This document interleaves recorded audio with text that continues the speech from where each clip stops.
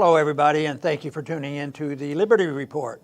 With me today is Daniel McAdams, our co-host. Daniel, good to see you. How are you this morning, Dr. Paul? Doing fine, thank you, and ready to deal with the world and New all its crisis. problems. And I think today we have slightly more problems than we had yesterday. Yeah, I think so. They have been building. Of course, one of my themes or theories is that the disintegration of the empire, the disintegration of the empire hasn't occurred. The disintegration of the republic started 100 years ago, and it's accelerating, and we're seeing it come to a crucial end. And that's why I've talked about, the bankruptcy, financial bankruptcy, and the moral bankruptcy. And all you have to do is turn the TV on. You see the moral bankruptcy very easily, and the financial bankruptcy is there too, because there's a lot of subtle economic things going on here, and we hear the rising up of the Marxists, and that has to be dealing with economic problems. And yet today what we want to talk about, though, is the violence, the riots. And I did listen to President Trump last night, and it's a real mixed bag because I understand his sentiment. I understand why he's appealing to the people who are outraged, and a lot of people who would like not to see any violence whatsoever are outraged when they watch the TV. And the trashing of private property and the stealing that goes on, it's rioting. And what are you going to do? It seems like there's a lot of things built into the system that prohibits some of the more market answers to that. Like, are you allowed to defend your private property? Yeah. No. If you defend your property in a proper way, you're liable to go to jail. But right now, the rioters, the very state, D.C., announced, we're not going to prosecute anybody.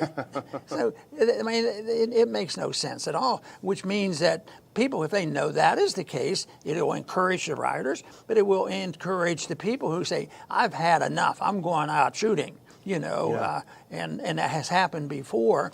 But of course, Trump understands this, and he does have authority. And his suggestion is starting to use the military, which makes me nervous. Yeah.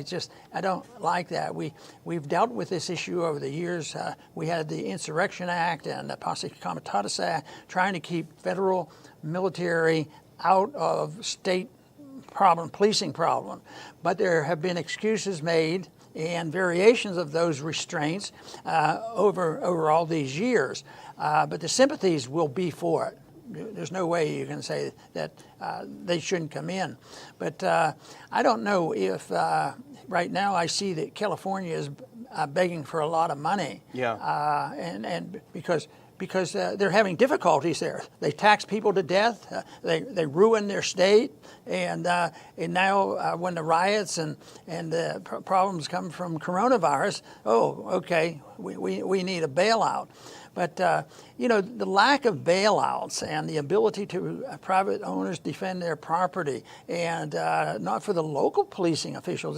If you're going to start with some police activity, local should be it, but they should be firm about that. In the old days, there was a belief it was up to the sheriff.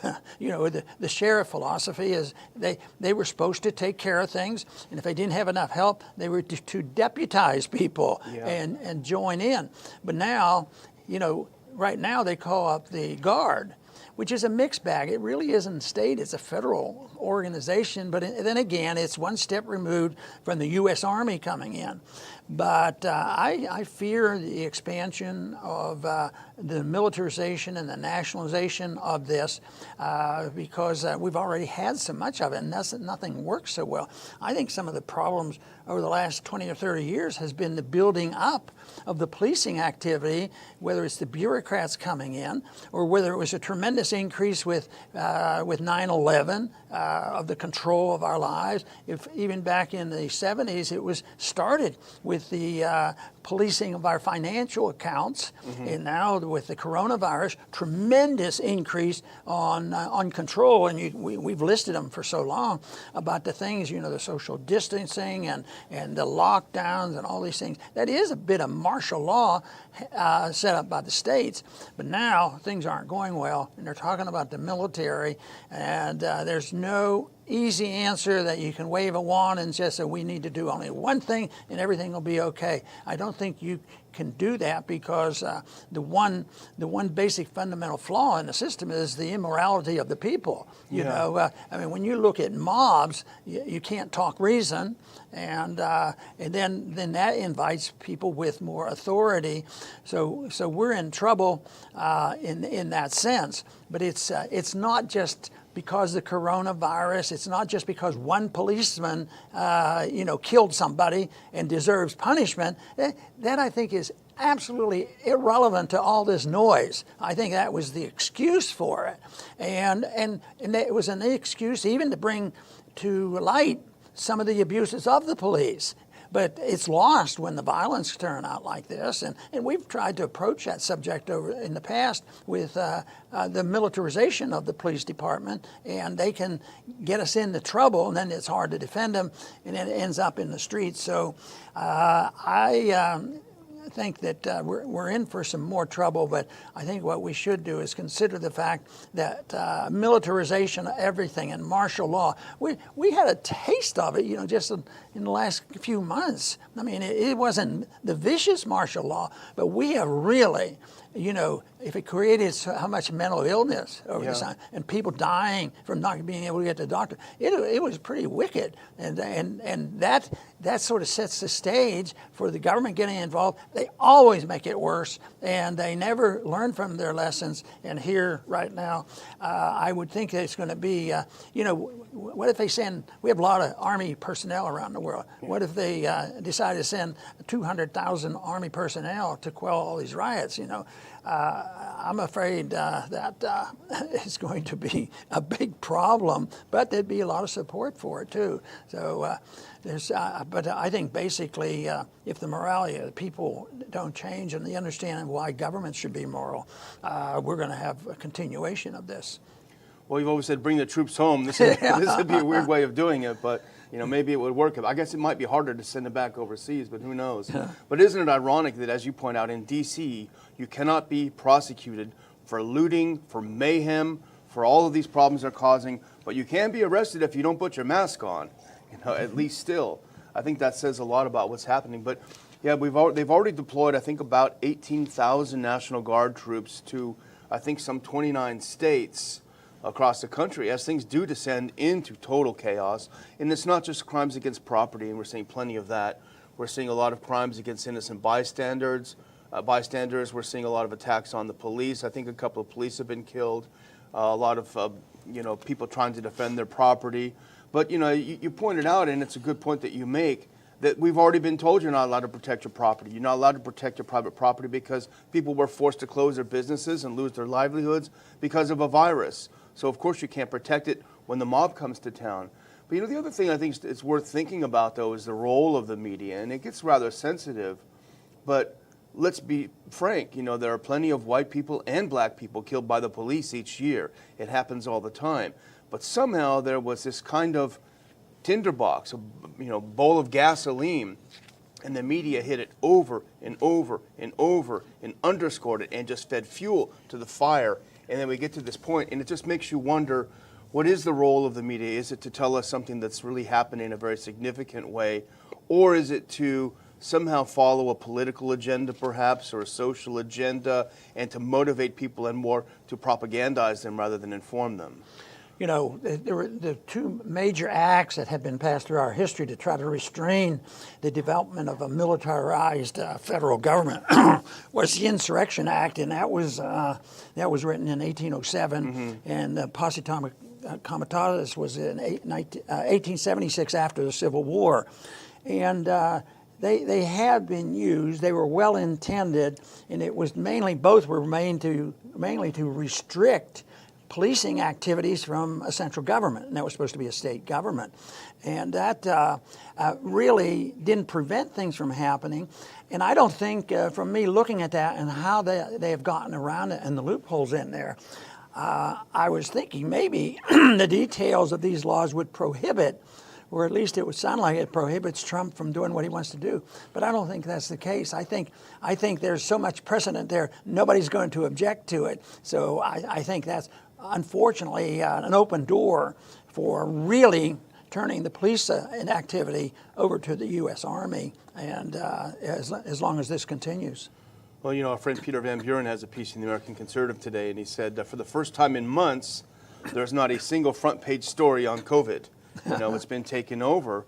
And the danger, as you point out, is right, because people are going to be clamoring for Trump to become more of a tyrant. And I think several people have written about this, and I think even Tucker Carlson talked about it in his terrific monologue last night, is that with things having fallen so far out of control, with the failure of state and local government to stand up and protect the people as they're supposedly doing, people are going to be clamoring for Trump to become more tyrannical, i.e. bringing out the military. They're going to be begging for it. And in fact, his opposition, the people most angry with him, may end up being people who voted for him, who wish he were tougher against all of that. That's sort of the irony of this whole thing happening.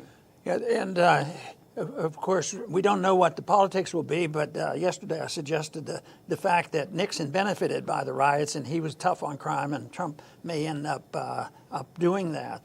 But we have so much authoritarianism that we accept it, and it's happened over the years before any of the current crises come up. And that is, if you had a criminal go into somebody's house and they're robbing and threatening and have guns, and the owner shoots or wounds or kills them, that sometimes, well, let's say they don't kill, the intruder doesn't get penalized, and the owner gets a bigger penalty because he used a gun illegally. You know, he wasn't allowed to do that, and he overreacted. And that's sort of the setting that has been happening. That's what the liberals believe in, and they're saying now, even when they do this rioting, we're not going to prosecute them. We're not going to prosecute them. It's amazing. And you know, we talk about the media and the role of the media in adding fuel to the fire.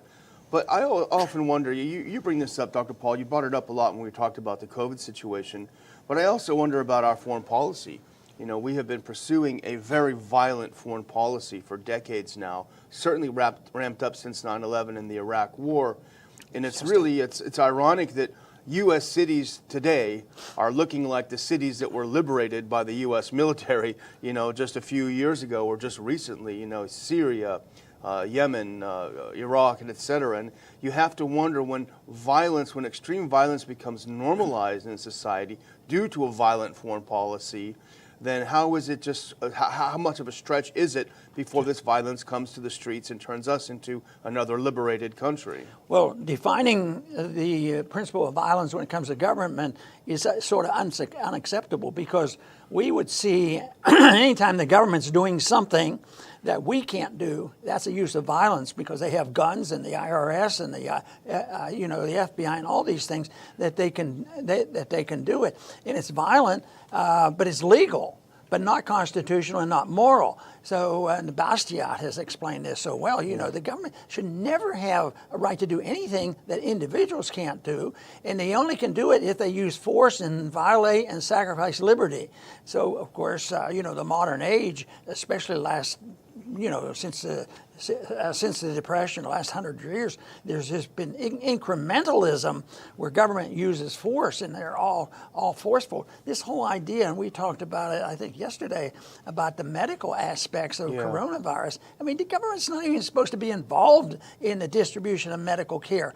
And here they're talking about using vaccines as a method of controlling us. Yeah. The monolithic state, and it's through a medical thing of they're racing to try to get this vaccine ready before the virus is gone. You know, we'll find another virus is their attitude.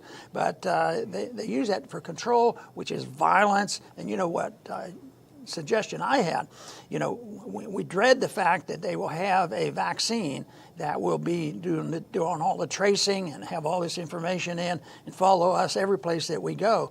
And I've decided the compromise on this ought to be, let's use tracing on all politicians. Yeah. Anytime you get into office, you have to sign up and be tracing. We want to know what you're doing and who you're talking to. So, with tongue in cheek, of course, but it does sound like a pretty good idea. Not a bad idea at all. And it is kind of funny that with all the contact tracing that they're talking about for us, why can't they contact trace Antifa, and find out what they're doing? But I wanted to switch gears a little bit, Dr. Paul, because we talk about mendacity and we talk about the media. I have a couple of clips to throw out there that are basically related to the main theme. But if we can do the first one, this just goes to show the role of the media. This is the Washington Post, I think, just a day or two ago. Coronavirus may never go away, even with the vaccine. You got to be scared. Embracing reality is crucial to the next phase of America's pandemic response. And in the meantime, this is the Washington Post, of course. They love ramping it up. Look at the next picture. You go to this. This is what you talked about earlier. This is from May 31st. New coronavirus losing potency, top Italian doctor says. The new coronavirus is losing its potency and has become much less lethal. It'll never go away. It's going away. And here's another one that I noticed, Dr. Paul, and this is related to our main topic. Remember how all the governors, the Democratic governors, said you better not go outside or we're going to put you in jail? Now they're singing a different tune. This is from the Washington Examiner of today. Now they're all encouraging people to go outside. Democratic governors say they support large-scale protests, a reversal from mandating social distancing and lockdowns. Quote, I stand behind the protesters and their message, said New York Governor Andrew Cuomo. Okay. Now you have to go out because you're doing the right thing. And then one more, here's the inevitable. Now that everyone's out, they're desperate to hang on to that narrative, the corona narrative. More than 19,000 new COVID-19 cases over the past 24 hours. Oh no, that sounds terrible. Until you actually look at the next chart, which is how many cases there are daily. And if you look at that over there on the right, 19 cases would actually be a decrease from the previous day. So that's how they manipulate media. The media manipulates statistics. You know, the age of cameras being every place, and you know the speed cameras, which has met some resistance. They've been removed in some places. Cameras every place, though, and even if they might not be owned by the government, you know they'll always be accessible to the government. Just like everything in social media, those cameras are accessible to the government too. But you would think, so far, maybe I don't watch enough television yet, and it didn't get on the internet, about these bricks. Yeah. You know, truckloads. I mean, these are huge amounts of bricks that are stacked there. And some camera, where were the cameras when we need them? Where were the drones? Yeah. Somebody should have recognized or said, but I don't think. I'd like to see a picture, because why wouldn't they ask? You know, why? Who did this? You know. But it seems awfully strange. It isn't next to a building that's going up. It's just bricks. And they were in handy places. People, they came in handy when they needed to throw something. So that is pretty amazing that, you know, that has to be complicit with some authorities. Something's happening, yeah. I mean, you and I, we talked about it yesterday, but we weren't really comfortable talking on the show about it because we weren't sure if there was some backing. But since then, we were watching, we saw something on Zero Hedge where there were pictures taken in several different parts of the country. I think even here in Texas, where there was just a big old pallet of bricks that were sitting there that happened to be along the route of the protesters. And it does make you scratch your head. And you know what else makes you scratch your head, Dr. Paul, are the masks. You know, if you are conspiracy-minded, suddenly everyone is Antifa. Because Antifa, you could always identify them because they're wearing masks. Now everyone's wearing a mask. It's actually the perfect way for them to hide in plain sight. I wonder what the statistic would show if it were measured. I don't think they will. Is these mobs and the scenes of thousands of people milling together. I wonder if they're going to see a boost in coronavirus infections. I don't think they will, to tell you the truth. Yeah. They're outside and moving around, and the virus is dwindling in effect, so they're not going to have that happen.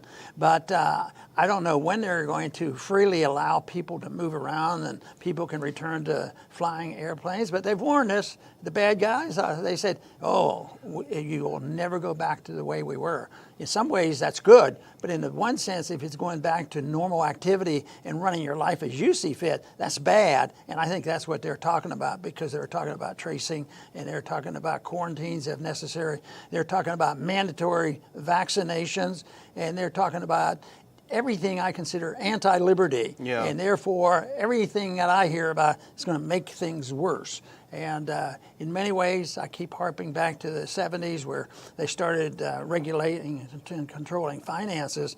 But this whole idea of a cashless society, you can't do anything on private. Yeah. But you're going to have something stuck in your arm where they're going to know everything about you. Yeah. So it's really a tragedy that there's so little respect and understanding, or enough people who care, and yet the noise comes from, well, even the number of people out there.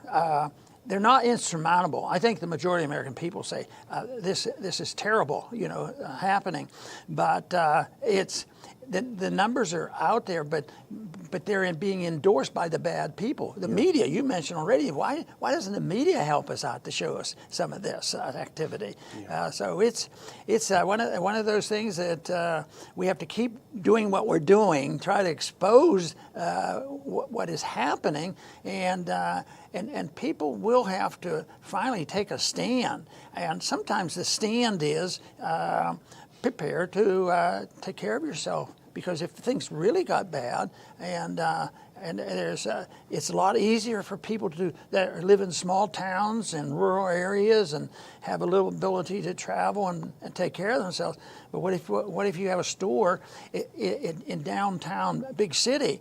But a lot of times, we didn't see any pictures, but a lot of times when these riots occurred, I know in the past, when the dust settled, they found out that they burned up, they say, well, this is a racial thing. We got to kill the white people.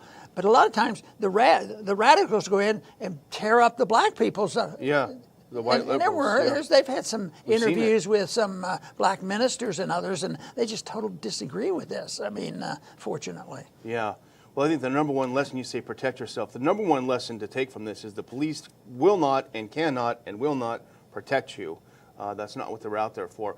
But I wonder, I don't think it's going to be easy for them to put this genie back in the bottle. I can't imagine any of these tyrannical governors that are encouraging people to go out in the street and protest, when the protests are over, saying, okay, now get back in your house, put on your mask, you can't do anything, you can't go outside. I can't imagine that happening. So I think really the riots have killed the coronavirus hoax, the hoax being, of course, the reaction.